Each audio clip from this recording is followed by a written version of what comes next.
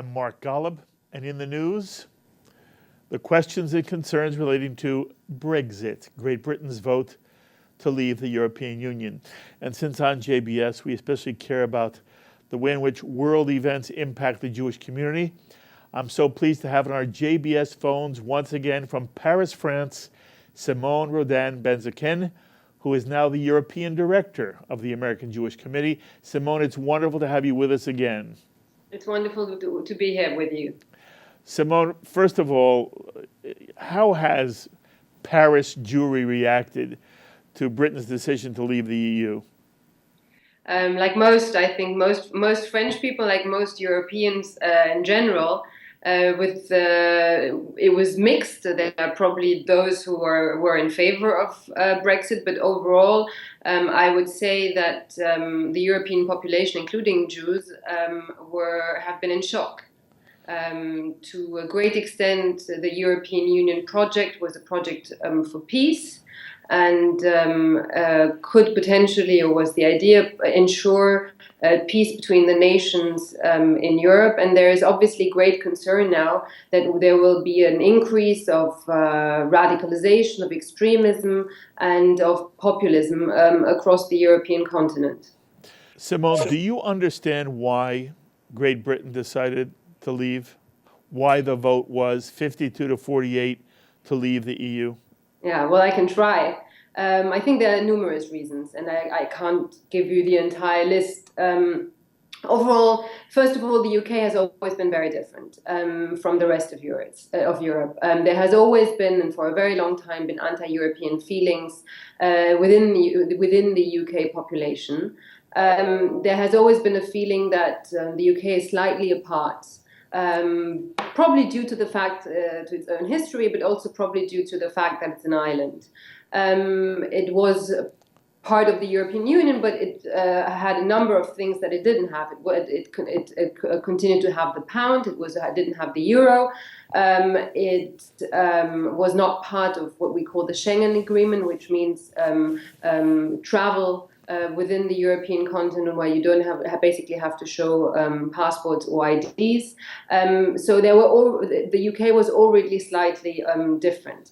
That being said, I think there is and has been a growing sentiment within Britain, and actually to some extent across the European continent, that the European Union project to some extent has failed. While it has certainly allowed for a number of issues, including free travel, easy travel, easy access, common markets, it has failed on a number of accounts. And there is a certain feeling that there is a disconnect with what people actually do and feel and want, and the very slow machinery of the European institutions that are based in Brussels. So there was really sort of a disconnect between what Brussels is doing and what people feel are their very strong concerns. And the feeling that a certain number of things are actually being imposed on populations across Europe. So there has been growing anti-European feeling within the European Union, across the continent, that might now be sparked even more so with the Brexit. Very interesting. You know, you began by saying that you felt this was a British mentality. You seem to, as you develop the theme, you seem to include the fact that many European nations or European populations are disappointed with and feel that the Brussels government has basically failed the people of not simply the UK, but of Europe. Did I understand you correctly? Yeah, absolutely. I mean, I give you an example. When the European institutions has a 900-page document on strawberries, and actually is incapable of dealing with some of the very pressing issues, such as the refugee crisis that Europe is currently facing. Yes, people do feel that their actually very strong concerns are not being taken into consideration, and that the European Union as an institution doesn't actually have to add anything to the value of their own lives, and to some extent quite the contrary. Now they don't take into the consideration all the things that have worked and all the Yes. things that, thanks to the European Union project, have not happened. But there is this growing feeling that, yes, the European institutions have failed. I think there is also a growing feeling that exists across the globe of anti-globalization, of the feeling that national identities are threatened, in particular through immigration, in particular on the European case,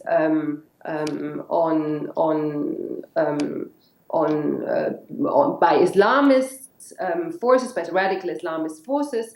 And all of this creates sort of a cocktail where, yes, people feel, I wouldn't say a majority, but there are a number of people within the European Union that feel disenchanted with the European Union. And this is also, to some extent, the growth of populist parties within the European Union. You have, obviously, the UK, you have UKIP, but you have in France, you have the National Front, the Front National, you have in the Netherlands, you have in Denmark and Sweden, really across the continent, sort of populist extreme right parties that at the same time are anti-European and often anti-immigrant, anti-Muslim. Mm-hmm.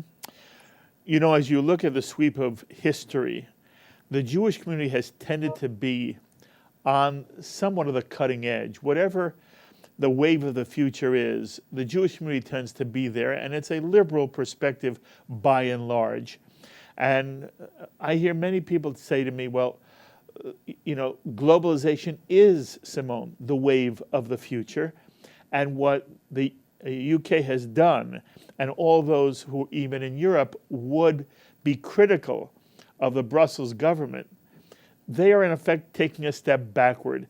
And if you watch the way the subject is being discussed on American television, in the American print media, and in the Jewish world as well, it's almost as if the good guys favor the UK staying in the European Union, and those who are, I don't know, racist or who have a backwards sense of nationalism, the more darker sides of the population are in favor of leaving the EU.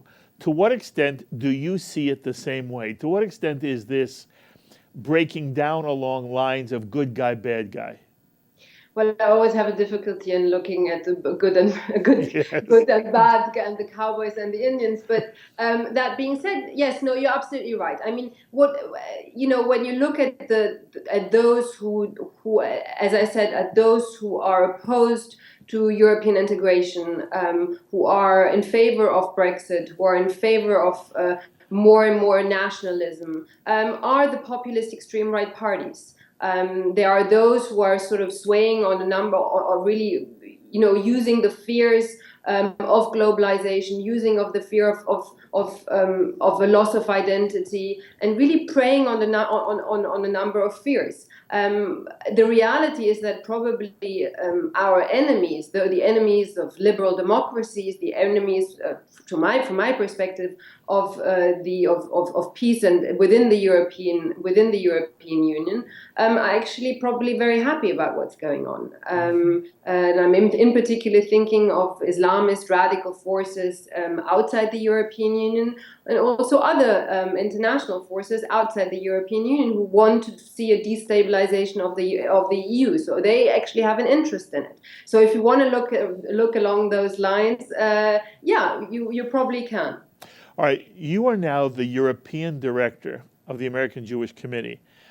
Does that extend as well for you personally to concerns about British Jewry? Yeah, sure. I mean, again, listen, on April 4th, AJC Europe organized a big conference in Paris on Islamist extremism and the populist backlash across Europe. Of which, to some extent, anti-Semitism was the first sign. You spoke early on about how Jews always are sort of on the verge of always the first. So we looked at what was going on across Europe. So yes, I have fears for our friends in the Jewish British community, because my fear is that there's going to be more extremism, there is going to be more populism, there is going to be more inwards looking and less tolerance. And obviously, Jews are often the first targets of such phenomena.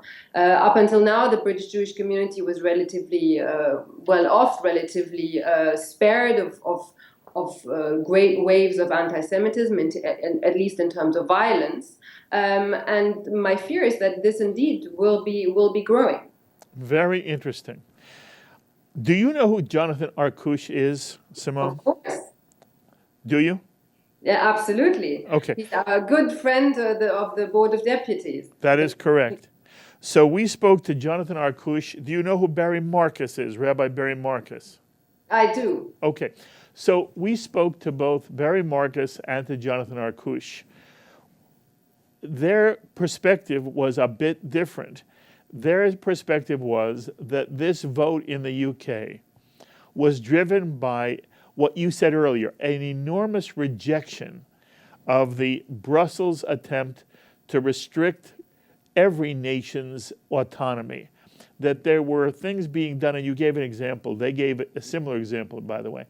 But they gave an example of how so much of what life is in London, and especially as it applied to law, was being governed by Brussels to the extent to which Great Britain no longer felt it had an identity and an autonomy of its own. And while they both were surprised by the vote, neither one of them saw malevolence in it or darkness in it, and were sort of surprised that the American take was that this was a step backwards. They felt it was a step. They did not feel it was the end of the world. The sky was not falling. The economic sky was not falling. The sky of certain kind of reactionary forces that would harm the Jewish community. I asked them to talk about the power of Great Britain inside the EU when it came to issues dealing with the Israeli-Palestinian conflict. Nothing I asked them touched a nerve for either Jonathan Arkush or Barry Marcus. And so in some way, I got a slightly, not a dramatically different, but a slightly different perspective from two individuals who are in Great Britain. And I wanted to know whether you know them both. Does it surprise you? Do you think they do see it differently? What's your reaction? No, listen. I mean, again, I think Jonathan knows the UK probably much better than I do, even though I studied there for 6 years. I think everything can happen. The reality is that we are in an unprecedented situation where we don't know where things are going, and I hope that Jonathan is right. My fear is that again, it doesn't only concern the UK, but it concerns the entire European continent. Is that we have already been in a very, very difficult situation where the issue of European disintegration is very much an issue. The issue of refugees is destabilizing Europe even more. The issue of radical populist parties growing more and more. The issue of anti-Semitism. The issue of Islamist extremism. And my fear is that to some extent, and in a situation where the European Union is already very fragile, that this can potentially add more harm to it.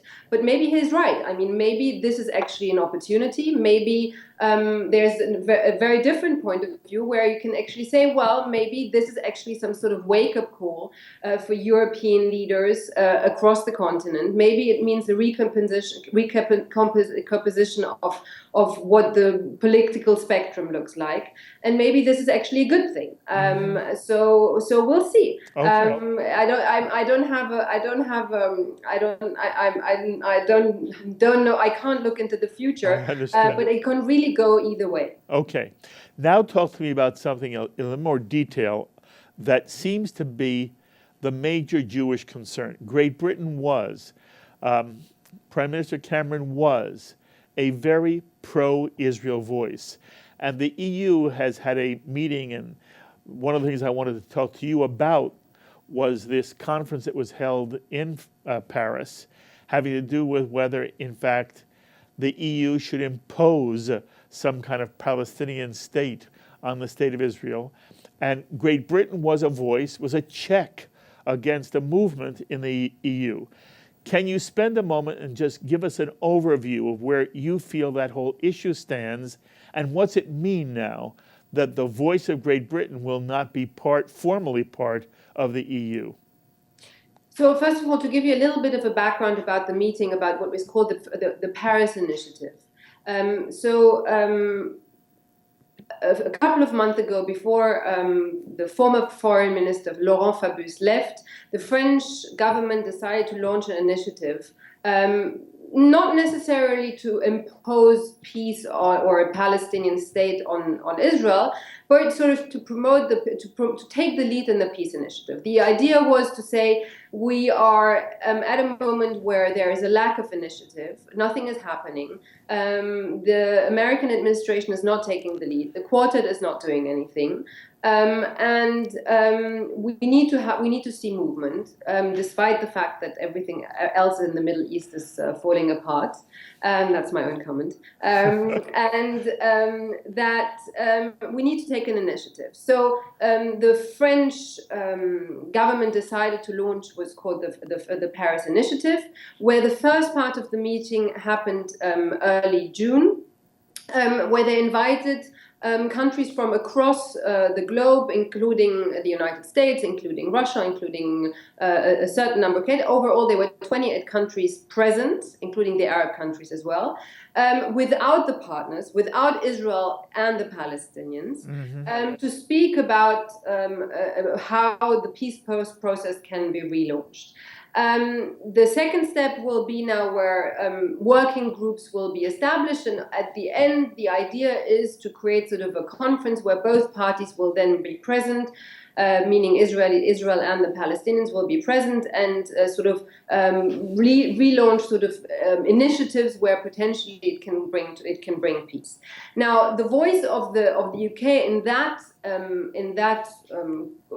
perspective wasn't that important. I mean, the United States were there were many other players in the room, so it wasn't that important. That being said, the UK's vote, in particular within the EU institutions, will be missed. I mean, it's going to be a long process. It's not going to happen tomorrow. We can expect Brexit to actually happen over the next 2 years or so. But if eventually, once the UK is not going to be any more present in the European institutions, it will be a big blow. No doubt about the fact that, in particular, this government, under the leadership of Cameron, was extremely pro-Israel. When the parliamentarians that were present in the European Parliament were rather pro-Israel. It will be missed in an institution that is already occasionally or relatively often critical of Israel and Israel's policy. Yes. By the way, the way you describe it, I want to be sure we understand. Are you suggesting that the Paris conference was, in fact, rather benign? Because the state of Israel seemed to be very upset about its happening. To what extent was the American Jewish Committee, to what extent do you feel that it was in some way an inappropriate gathering? Listen, I mean, first of all, the press release that came out of the first meeting wasn't catastrophic. We worked a lot with different governments, and we made our position very clear on a number of issues, including the fact that at the end of the day, the peace can only be negotiated between the two parties, that peace cannot be imposed on the parties, that parameters cannot be imposed on the parties, and that they should refrain from it. So the first part of the press release following the first conference was not catastrophic. That being said, it depends where it's going to go. If at the end the objective is to impose anything on Israel, at the end of the day, there is the belief that the international community can impose on the peace on the parties and parameters on the parties, including borders, including what's going to happen with Jerusalem, including what's going to happen with refugees, etc., etc., without taking into consideration Israel's security concerns, policy concerns, then it's not going to go anywhere, and then Israel is absolutely right to oppose it. Okay. Right now, it's still a process. We're going to see where it's going. Mm-hmm. The French have announced that now the working groups are happening. That with the objective then in the fall, probably after the elections, in the US, there will be. There will be the second conference. We'll see if it's actually going to happen. But I think we as AJC need to make it very clear what is acceptable and what isn't. Okay. I have to let you go. So the last question is, Sure. Bottom line, as you look at Brexit and you look at where European Jewry is in general and where French Jewry is in particular, do you have concerns that this will spark some kind of anti-Semitic reaction if the economy does turn? You know, very often throughout history, when economies were bad, the Jews were blamed. Is there any worry inside the Paris Jewish community, the French Jewish community, the European Jewish community, that there could be repercussions which would spark some kind of negative response for the people who live, for the Jews who live in Europe? Now, first of all, the Jewish community has already has a lot of Yes. concern and has had already a lot of concerns for the past 15 years. And it's one of the reasons why AJC has a presence in Paris and has had a presence in Paris for a very long time. Yes, there is concern, no doubt about it, because again, what we have seen are trends, and we have seen a rise of Islamist extremism, we have seen a rise of populist parties across Europe, we have seen a rise of disintegration within the European Union.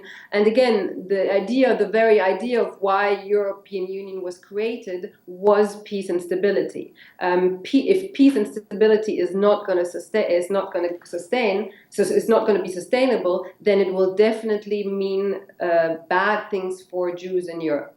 But we are here, we are committed, and we are absolutely committed to the preservation of Jewish life here in Europe. Simone, you're doing a wonderful job, and it's always so lovely for you to take time to speak with us. Kol tuv v'hatzlacha in all your work as a European Director of the AJC, and we will speak often. Be well. Thank you. It's a great pleasure, as always, to be with you. Thank you, dear. Simone Rodan Benzaquen, European Director of the American Jewish Committee. A slightly different perspective than the one we heard from Jonathan Arkush and from Barry Marcus, who, as Simone says, look, they're in the UK, they're in London, and they have a sense from their own perspective of what does it mean. They said, if you remember, both Jonathan and Barry, that they were surprised, everyone was surprised, that the UK voted to leave the European Union. But the sense they gave us was, and I've heard now other people say this on American television, in the media, that there was enormous disappointment with the way in which Brussels was behaving, the Brussels imposition of law and even a way of, in some way, co-opting social norms, so that people in various countries were no longer feeling that their national identity was being either respected or protected. But it had more to do, from Barry and Jonathan's perspective, with what Belgium was doing on a political nature. And I've heard many people argue that Great Britain will remain part of the economic coalition that is called the European Union, that Great Britain expects to trade the same way it has with Europe and with the United States. We will see as time unfolds whether they are right or not. Will there be some kind of backlash? Are in any way the Jews of Europe now in some kind of more precarious situation? And you heard Simone says, look, We're already in a precarious situation we've dealt with for 15 years now, growing anti-Semitism, and it has gotten worse with a certain kind of Muslim extremism coming into Europe. All these questions remain open, and we will try to stay on top of them here on JBS. My thanks as always to our director, Sloan Copeland, production coordinator, Serge Goldberg, editor, Dennis Golan, JBS's associate director, Dara Golub, and to the producer of In the News, Carol Lilienthal. Until the next time, I'm Mark Golub. Be well, my friends.